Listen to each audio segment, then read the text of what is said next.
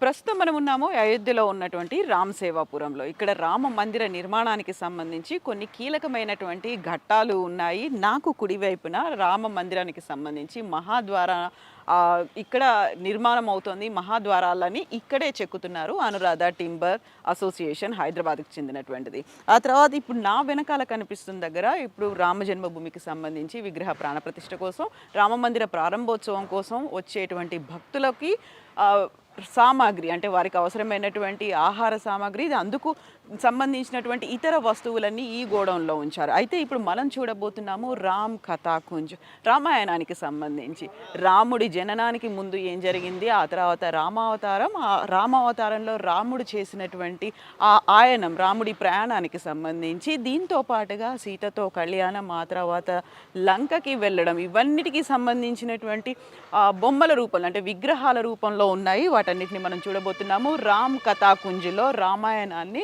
విగ్రహాల రూపంలో వివరిస్తున్నారు. ఓవరాల్గా రాముడికి సంబంధించినటువంటి చరిత్ర అంతా ఇందులో ఉంది. నాతో రండి ఒకసారి చూద్దాం.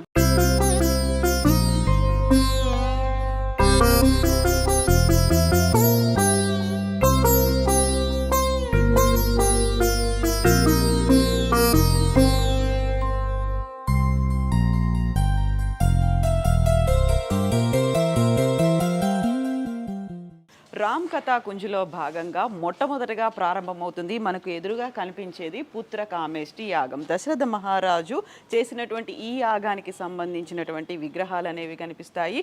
ఇది మొదటి విగ్రహంగా కనిపిస్తాయి. ఇక్కడ పుత్రకామేష్టి యాగంలో దశరథ మహారాజు తనకు పిల్లలు కలగాలి, తనకి పుత్రులు కలగాలి అని చేసినటువంటి యాగానికి సంబంధించినటువంటి విగ్రహాలు అనేవి ఉన్నాయి. ఇక రెండవ వైపు కౌసల్య, సుమిత్ర, కైకేయి ముగ్గురికి కలిగినటువంటి పిల్లలతో దశరథ మహారాజు ఆడుకుంటున్నటువంటి ఒక సన్నివేశం కనిపిస్తుంది. ఇలా రాముడు, రామచంద్ర ప్రభు జననానికంటే ముందు నుంచి ఉన్నటువంటి వివరాలన్నింటినీ వెల్లడించేలా ఉన్నటువంటి విగ్రహాల్ని ప్రస్తుతం మనం ఇక్కడ చూస్తున్నాము. మనతో పాటుగా ఉన్నారు ఇక్కడ ప్రధాన శిల్పి రంజిత్ మండల్. రంజిత్ मंडल जी, जय श्री राम। जय श्री राम। तो आपको कितना साल लगा ये सब बनाने में?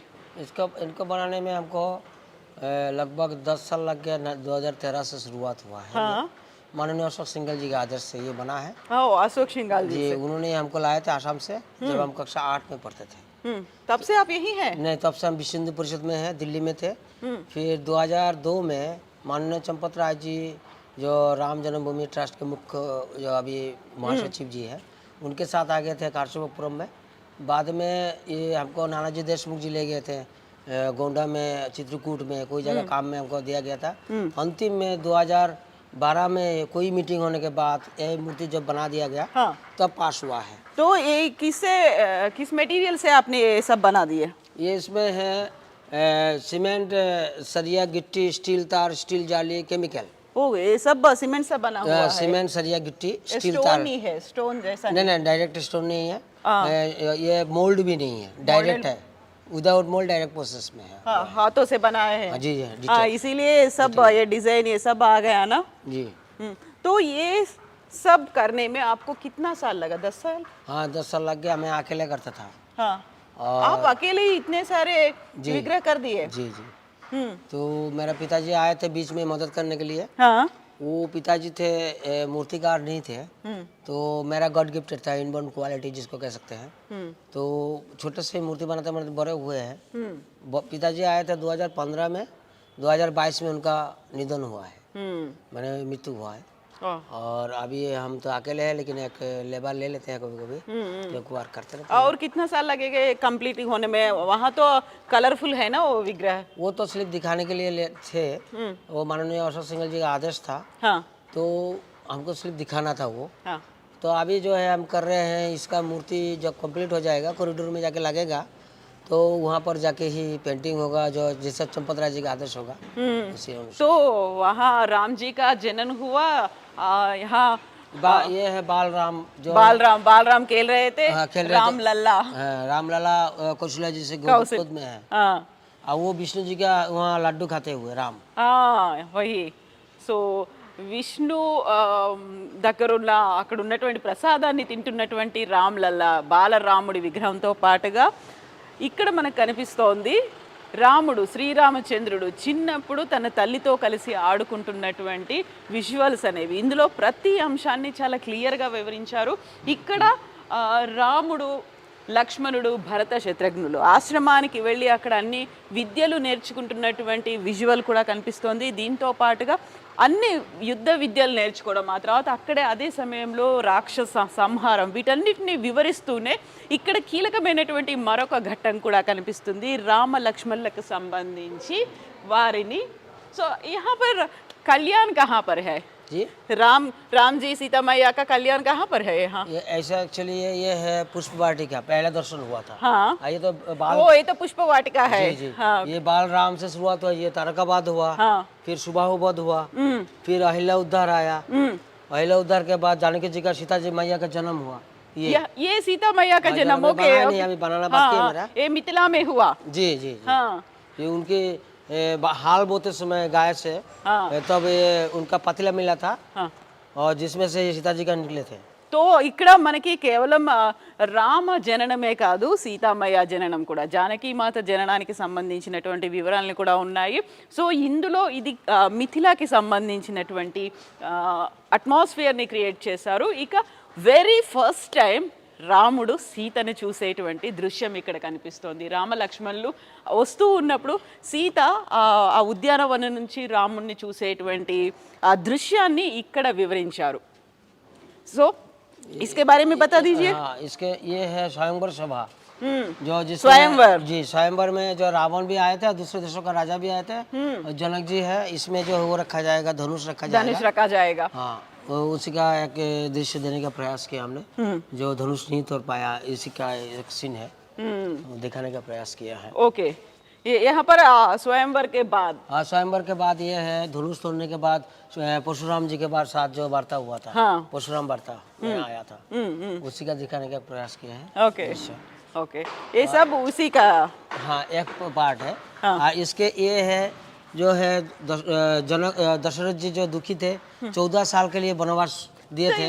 यहाँ पर तो कल्याण कहाँ पर है? कल्याणम नहीं है ना, सीता मैया का विवाह हो रहा था। और ये देंगे, इसका बनाएंगे, 2 स्क्रिप्ट बाकी है, धनुष तोड़ते हुए और सीता मैया का विवाह, दो बनाना है हमको। ओ वही बाकी है। जी जी, अभी तो वो ये बाकी तो वनवास पे चले जा रहे है। हैं यहाँ वनवास से। है, वनवास में ये कौशल्या जी से विदाई है, हाँ कौशल्या जी से विदाई है। ओके, तो ये भी सीमेंट से बना हुआ हाँ, है सब सीमेंट ये सरिया सब। की चीज। సో వనవాసానికి వెళ్తున్నటువంటి దృశ్యం ఇక్కడ కనిపిస్తుంది. అయితే సీతామయ్య అంటే ఆ రాముడు సీతకి సంబంధించినటువంటి ఆ కళ్యాణ వివాహానికి సంబంధించి ఇంకా అది కంప్లీట్ అవ్వలేదు. ఆ విగ్రహాన్ని కంప్లీట్ అయిన తర్వాత ఇక్కడ ఇన్స్టాల్ చేస్తారు. సో వనవాసానికి వెళ్తున్నారు, వెళ్ళేటప్పుడు నార చీరలు కట్టుకొని నార బట్టలు కట్టుకొని వెళ్తున్నటువంటి దృశ్యం అనేది ఇక్కడ కనిపిస్తోంది మనకి. वशिष्ठ जी से विदाई వశిష్ఠ జీ. సో అక్కడ వశిష్ఠ మహామునిని మహర్షిని కలిసినటువంటి విజువల్, గుహుడితో ఉన్నటువంటి విజువల్, తను నది దాటడానికి గుహుడు ఎలా హెల్ప్ చేశాడో నిషాద్ రాజ్ అంటారు. నిషాద్ రాజ్ చేసినటువంటి హెల్ప్ ఇది ఇక్కడ కనిపిస్తోంది, నదిని దాటడానికి చేసేటువంటి ప్రయత్నం. సో ఓవరాల్గా అయితే ఇక్కడ రామాయణానికి సంబంధించి ఇలా పెట్టాలి, ఏర్పాటు చేయాలి. సో ఇక్కడ రంజిత్ మండల్ గారిని తీసుకొచ్చి ఇక్కడ ఈ కాన్సెప్ట్ రామాయణాన్ని ఏర్పాటు చేయాలనే కాన్సెప్ట్ వచ్చింది విహెచ్పికి చెందినటువంటి మాజీ అధ్యక్షుడు అశోక్ సింఘాల్ గారిది. అందుకని ఆ అశోక్ సింఘాల్ గారి విగ్రహాన్ని కూడా ఇక్కడ ఏర్పాటు చేశారు. ఓవరాల్గా అయితే కంప్లీట్గా రామాయణానికి సంబంధించి ప్రతి ఒక్క అంశాన్ని దేన్ని మిస్ అవ్వకుండా ఏది ఇంపార్టెంటో దాన్ని అందులో ఏర్పాటు చేసినటువంటి वनगमन है। वनवास में जाते समय, चित्रकूट जाते समय, ये चित्रकूट विदाई लेते हुए ये भृगु ऋषि आश्रम में, भृगु ऋषि आश्रम में भी आए थे। ये वशिष्ठ नहीं, ये है वाल्मीकि आश्रम में भोजन, मतलब आहार, फलाहार की ये सीन है। अभी ये बनाएंगे यहाँ पर थाली बनाएंगे, फलाहार भी बनेगा जी। सो ये तो ये बाकी है जी। ये है आपका चित्रकूट बनेगा, इसमें जो हिरन उरन बनेगा, पंछी बनेगा, ये सब बनाएंगे इसका। सुवर्ण हिरन वो बनेगा। यहाँ दशरथ महाराज जी का निधन निधन है। हाँ, సో ఇక్కడ ఎవ్రీథింగ్ అనేది ఉంది. అక్కడ వనవాసానికి వెళ్ళిన తర్వాత అదే పుత్ర శోకంతో మరణించినటువంటి దశరథ మహారాజుకు సంబంధించి ప్రతి ఒక్క అంశాన్ని చాలా హృదయంగా ఉండేలా చిత్రీకరించారు. ఇక్కడ ఓవరాల్గా అయితే మనకి రామాయణానికి సంబంధించి ఎవ్రీథింగ్ ఉంది. సో ఈ విగ్రహాలని కితనే సారే మూర్తియా హై యహాं पर? मूर्तियाँ तो अभी प्रसंग के हिसाब से बनाया गया है। एक एक प्रसंग में 8-10 प्रसंग 8-7 ऐसे मूर्तियाँ बनते हैं, जिसमें से हमारा अभी तक टोटल मिला के 54 प्रसंग की तैयारी में है। अभी हमको कम से कम 90 से 100 तक जाना है। हाँ, आगे और भी 100 मूर्तियाँ चाहिए। 100 मूर्ति नहीं, 100 प्रसंग। ओके, प्रसंग चाहिए। सो टॉपिक्स है ना? ऐसा वो जैसे एक एक स्क्रिप्ट में हाँ, एक 7-8 मूर्तियाँ रहता है। ओके ओके उसी का एक प्रसंग मानते हैं हमको। ओके, तो ऐसा 100 चाहिए हाँ, आपका 100 प्रसंग? चाहिए तो 54 हो गया है लगभग। ఓకే, సో ఒక్కొక్క అంశానికి సంబంధించి విగ్రహాల తయారీకి ఇంకా 54 విగ్రహాలు అనేవి మిగిలిన్నాయి. ఇవన్నీ అరణ్యవాసంలో ఉన్నటువంటి విగ్రహాలు. సో यहाँ पर तो वो नहीं बना क्या, रावणासुर राम जी सीता मैया को लेके जा रहे थे, वो आगे बन रहा है अभी। वो अभी बन रहा है। जी जी, इसमें अनुसुईया है, ये अनुसुईया चित्रकूट का है, हाँ, शूर्पणखा का है। तो इसके बाद लवकुश का जनन भी होगा नहीं इसमें? नहीं, लवकुश का नहीं कब दिखाया तक जाएगा। रहेगा? दिवाली ये के दिन अयोध्या में राज्यभिषेक, हाँ, राज्यभिषेक तक मेरा कंप्लीट, मैं प्रयास करूंगा जल्दी हो जाए।